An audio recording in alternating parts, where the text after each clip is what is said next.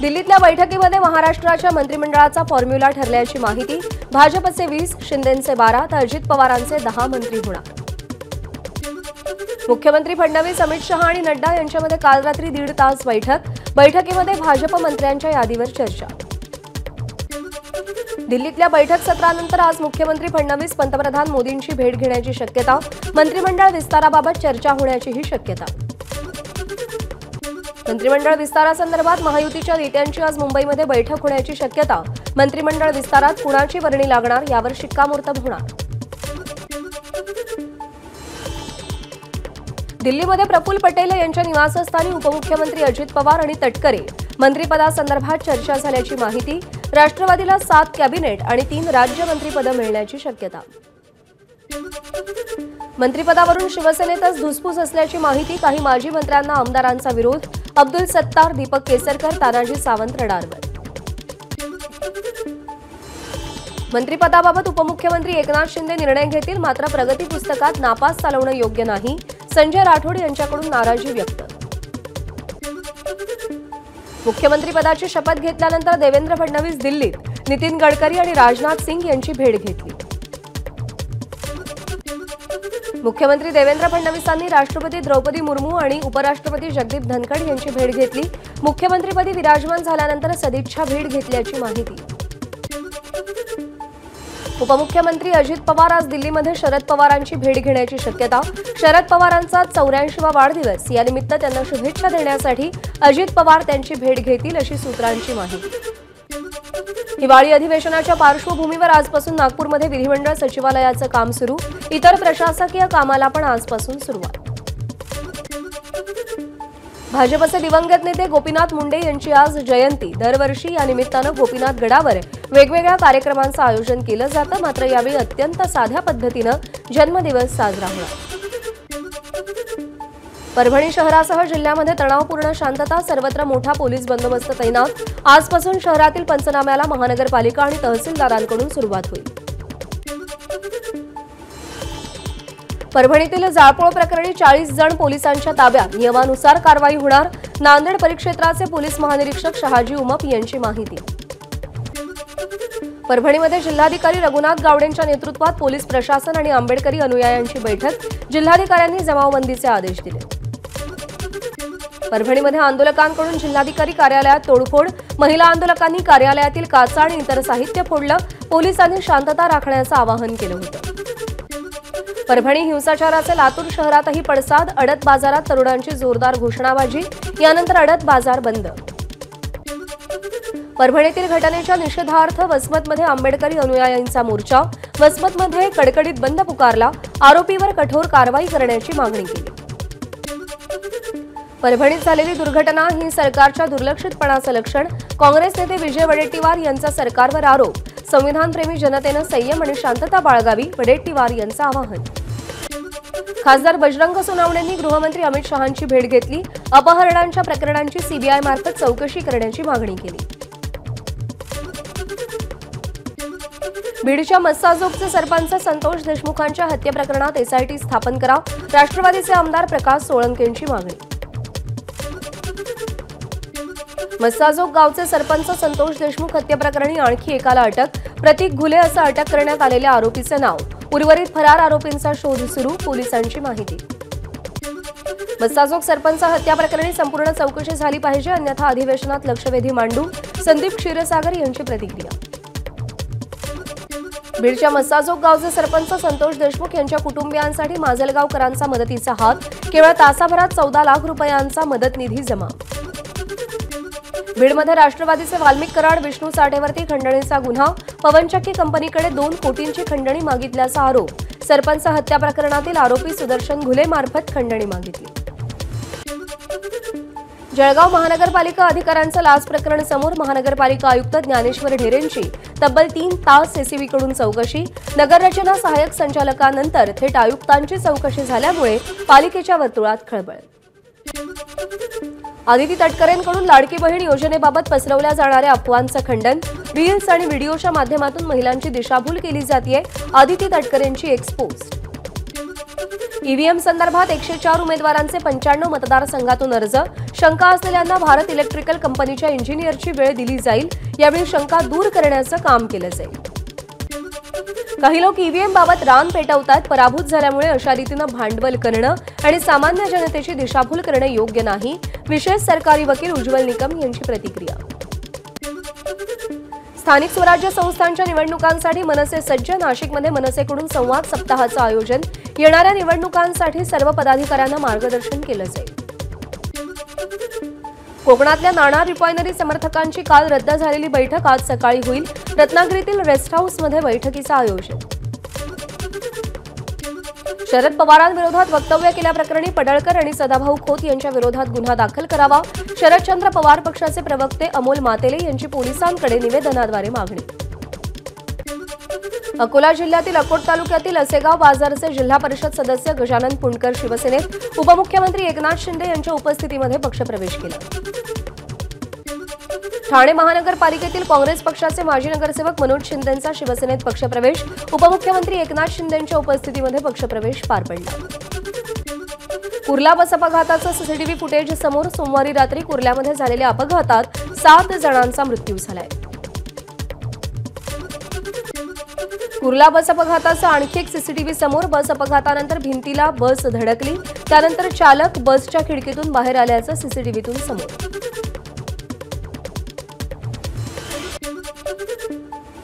कुर्ला बस अपघात प्रकरणी मुंबईतील 2 वकिलांची मानवाधिकार आयोगामध्ये धाव.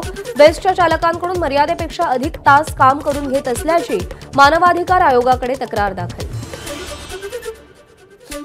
कंत्राटी पद्धतीने चालकांच्या नेमणुका केल्या जातात. त्यांना कोणत्याही प्रकारचं व्यवस्थित प्रशिक्षण न देता कामावर हजर केलं जातं आणि त्यामुळे असे अपघात होतात. आमदार सत्यजित तांबेंची प्रतिक्रिया. मुंबईच्या छत्रपती शिवाजी महाराज टर्मिनस जवळ अपघात. बेस्ट बसच्या धडकेत एका व्यक्तीचा मृत्यू. बेस्टच्या वाढत्या अपघातानंतर एसटी महामंडळ सावध. अध्यक्ष भरत गोगावलेंनी वरिष्ठ अधिकाऱ्यांची बैठक घेतली. एसटी महामंडळाला बस पुरवणाऱ्या संस्थांना नोटीस पाठवणार. गोगावलेंची माहिती. प्रवाशांची सुरक्षितता हेच एसटीचं अंतिम ध्येय. अपघात रोखण्यासाठी चालकांचं प्रशिक्षण, मानसिक आरोग्य आणि वाहनांचे तांत्रिक निर्दोषत्व या त्रिसूत्रीवरती काम करणार. एसटीचे अध्यक्ष भरत गोगावलेंची प्रतिक्रिया. मुंबईमध्ये नियमांचं उल्लंघन करणाऱ्या 2099 रिक्षा चालकांवर पोलिसांची कारवाई. कारवाई दरम्यान 426 रिक्षा पोलिसांकडून जप्त. ख्रिसमससाठी कोकण रेल्वेकडून विविध मार्गावरती विशेष अतिरिक्त गाड्या. 20 डिसेंबर ते 5 जानेवारी दरम्यान मुंबई सीएसएमटी तेकरमाळी ही विशेष गाडी चालवली जाणार. सिडकोच्या 26,000 घरांच्या महागृहनिर्माण योजनेला चांगला प्रतिसाद. आतापर्यंत 1 लाख अर्ज. चांगला प्रतिसाद मिळत असल्यानं अर्ज स्वीकृतीसाठी 26 डिसेंबरपर्यंत मुदतवाढ. नवीन वर्षात सलॉनचे दर 30 ते 20% वाढणार. Maharashtra salon and beauty parlour असोसिएशनचा निर्णय. गेल्या काही दिवसात मुंबईत थंडीचा कडाका वाढलाय. परिणामी थंडीमुळे अंडी महागली. मुंबईमध्ये 1 डझन अंड्यांसाठी मोजावे लागतात 88 ते 90 रुपये. भंडारा जिल्ह्यामध्ये सर्वत्र कडाक्याची थंडी. थंडीपासून बचावासाठी नागरिक आता शेकोटीचा आधार घेत असल्याचं चित्र. वाशिम जिल्ह्यात उशिरा का होईना थंडीत वाढ. तापमानात मोठी घट. ग्रामीण भागापासून शहरापर्यंत नागरिकांकडून शेकोट्या पेटवणं सुरू. सिंधुदुर्गच्या आंगणेवाडीतील भराडी देवीची जत्रा 22 फेब्रुवारीला होणार. देवाला कौल लावून ही तारीख ठरवली जाते. शिर्डीतल्या साई मंदिर परिसरात एनएसजी ब्लॅक कमांडोकडून मॉकड्रिल. मंदिर परिसरात अतिरेकी हल्ला झाल्यानंतर कारवाई कशी करावी या संदर्भात हे मॉकड्रिल करण्यात आलं. भंडाऱ्याच्या बेला ग्रामपंचायतीला राष्ट्रपतींच्या हस्ते पुरस्कार. ग्रामपंचायतीला कार्बन न्यूट्रल विशेष पंचायत पुरस्कार. शहादा तालुका कृषी उत्पन्न बाजार समितीच्या संचालकपदी माधव पाटील यांची नियुक्ती. माधव पाटील हे जॉईंट्स इंटरनॅशनल फेडरेशनचे माजी अध्यक्ष.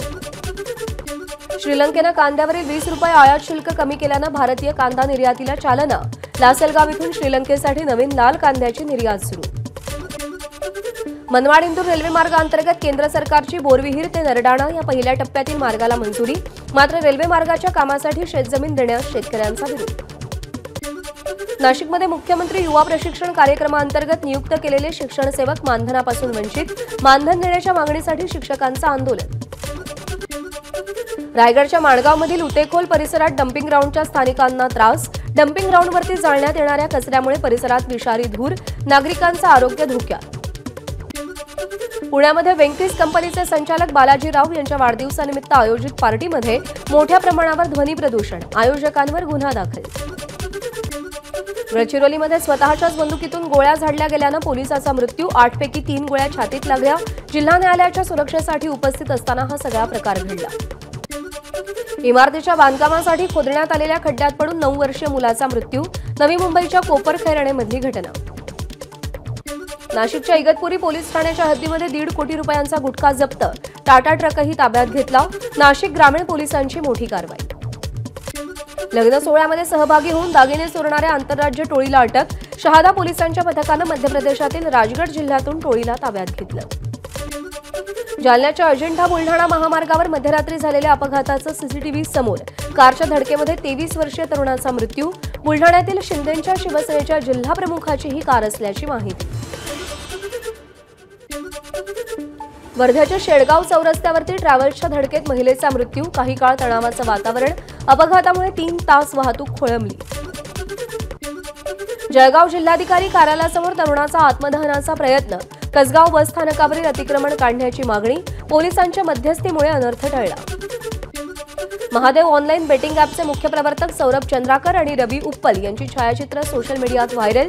दोघंही दुबईत असून पंडित प्रदीप मिश्रा यांच्या प्रवचनामध्ये सहभागी झाले होते. मुंबई उच्च न्यायालयातील प्लास्टिक बॉटल बंदी हटवा, बॉम्बे बार असोसिएशनच्या 150 वकिलांची लेखी पत्राद्वारे मुख्य न्यायमूर्तींकडे मागणी.